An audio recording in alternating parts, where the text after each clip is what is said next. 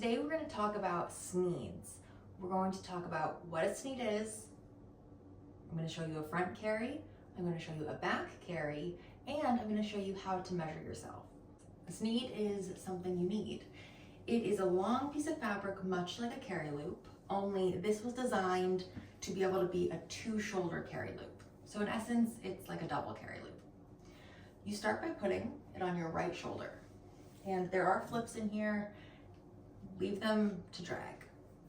So you want it to be straight and straight down your back. You're gonna take the front piece, keeping it straight, you're gonna wrap it around your body. Hold down the back one so that it stays straight. Keep everything nice, no flips. When you get to the front, you're gonna be like, well, what do I do now? You're gonna put your arm through the hole, right there, and flip it over your head. And then straighten it up again.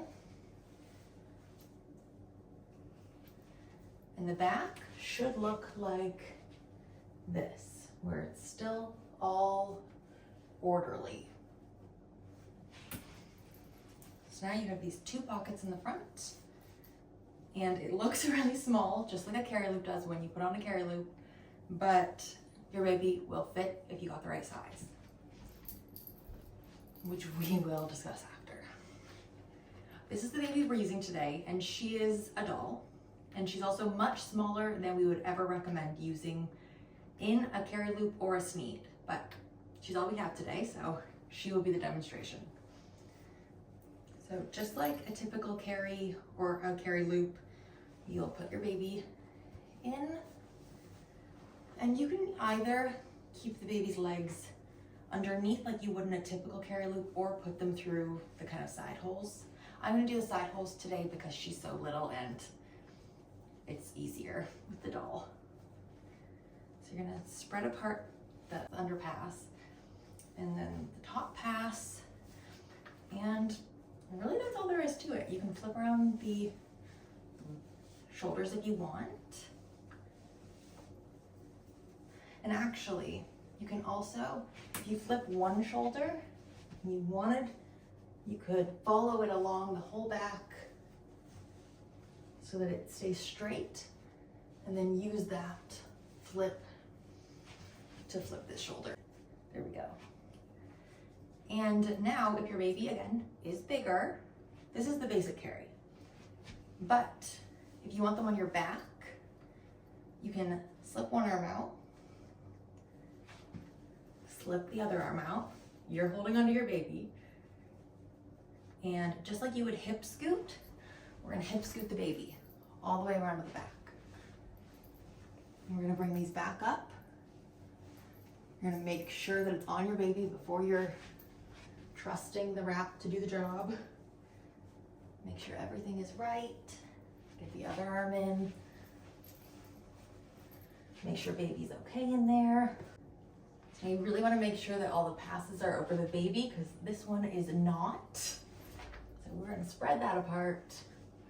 Check in a mirror if you're not confident, or your phone camera is a great tool. So now that the baby feels good in there, I'm going to adjust the front so that it's comfortable for me. I'm going to add a couple twists just to make this baby feel a little tighter, since obviously, again, she is super small, and this Sneed is my size to carry a normal child. So that would be a basic back carry in a Sneed. To take the baby out, especially on the back carry, because obviously in the front carry, you just kind of do it like normal. I'm gonna pull my arms out, hand on the baby, hip scoot back around. There we go. You can just let the carrier fall or put it over your head. And just like all carry loops, when your baby does not want to be held, or if you're just out and about, it doubles as fancy neckwear. I do 3 loops for this. There are countless things you can do with a Sneed. It's just up to your imagination. So finding the size that you need for a Sneed is actually very simple. If you already know your carry loop size, you're just gonna take that number, multiply it by 2, and add 12 centimeters.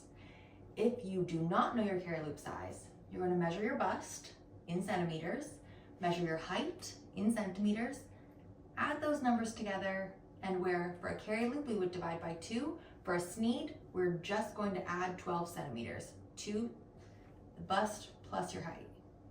I hope this video was informative. If you have any other questions, you can contact us by leaving a comment, emailing us, or joining the Robin's Nest Weaving Facebook page.